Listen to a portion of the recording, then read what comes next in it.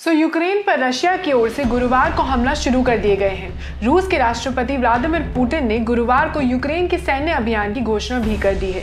साथ ही अन्य देशों को चेतावनी भी दी है कि रूसी कार्रवाई में किसी प्रकार के हस्तक्षेप के प्रयास के ऐसे परिणाम होंगे जो उन्होंने पहले कभी नहीं देखे होंगे।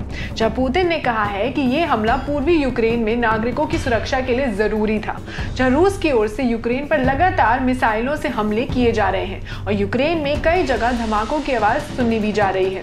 इस बीच क्या आप जानते हैं कि रूस के पास दुनिया का सबसे ताकतवर, जी हाँ, सबसे पावरफुल बम मौजूद है। इसका नाम है फादर ऑफ ऑल बॉम्ब्स।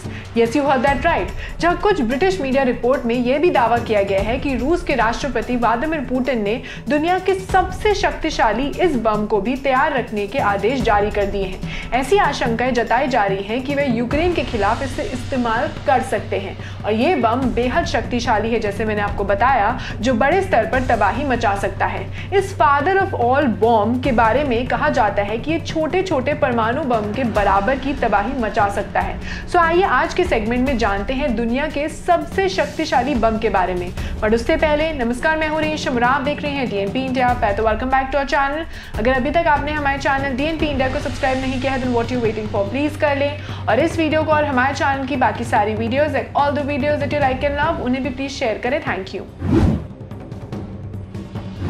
कहा जाता है कि रशिया का father of all bomb America की मदर ऑफ ऑल बॉम्ब से भी अधिक घातक माना जाता है। जी हाँ, इसका असली नाम aviation thermobaric bomb of increase power है। इसे रूसी सेना ने साल 2007 में विकसित किया था और इसका कुल वजन 7100, जी हाँ, 7100 किलोग्राम है। ये बेहद घातक है और विनाशक विस्फोटक ले जाने में सक्षम भी है। जब इसे गिराया जाता है तो इससे 44 टन TBD की ऊर्जा निकलती है। इससे बेहद बड़ा इलाका पल भर में तबाह हो जाता है।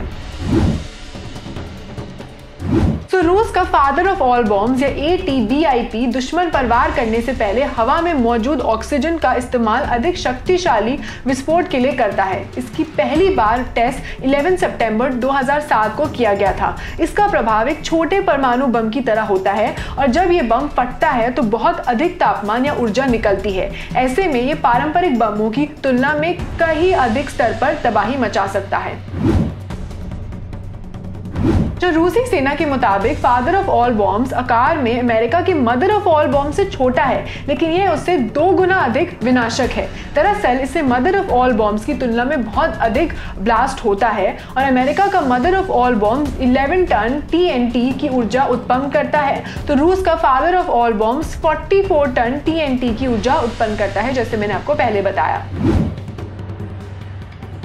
जब मैं आपको बता दूं कि अमेरिका के पास बेहद शक्तिशाली पावरफुल गैर परमाणु बम है। इसे मदर ऑफ ऑल बॉम्ब्स कहा जाता है और इसका असली नाम GBU-43/B massive ordnance air blast है। इसे अमेरिका सेना ने साल 2003 में मैकलेस्टर आर्मी एम्यूनेशन प्लांट में तैयार भी किया था। जो अमेरिका के पास ऐसे 15 बम है, जी हाँ, not 1 not 2 but 15 of them. जो मदर ऑफ ऑल बॉम्ब्स का कुल वजन 9800 किलोग्राम है और ये 9.18 मीटर लंबा है। इसमें बेहद शक्तिशाली और विनाशक विस्फोटक भरा हुआ है।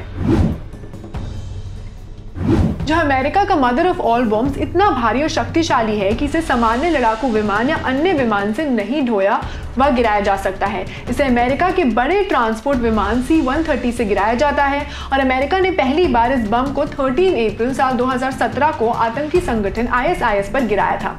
इसे अफगानिस्तान के आचिन जिले में स्थित ISIS के आतंकी ठिकाने पर गिराया गया था और इसके 2 दिन बाद अफगानिस्तान की सेना की ओर से जानकारी दी गई थी कि इस हमले में ISIS के 94, जी हाँ, 94 आतंकी मारे गए थे।